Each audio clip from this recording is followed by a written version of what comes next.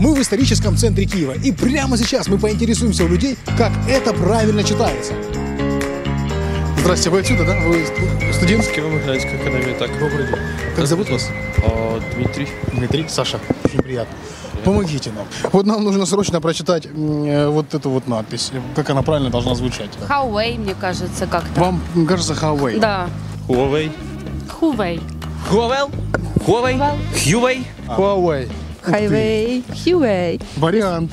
Вот правильный ответ. Huawei. Понятно. Товарищ, поддержи. Здравствуйте. Как вы думаете, вот что может обозначать вот этот логотип? И как правильно читается фраза? Скажите, как вы думаете, что вот этот вот логотип может в себе нести? Вот на что это похоже? Он какой-то как бы огонь.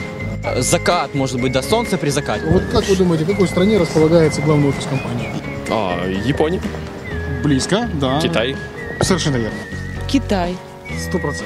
Как вы думаете, чем занимается эта компания? Что она предлагает? Телефон.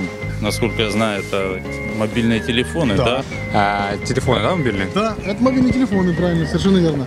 Huawei! Huawei!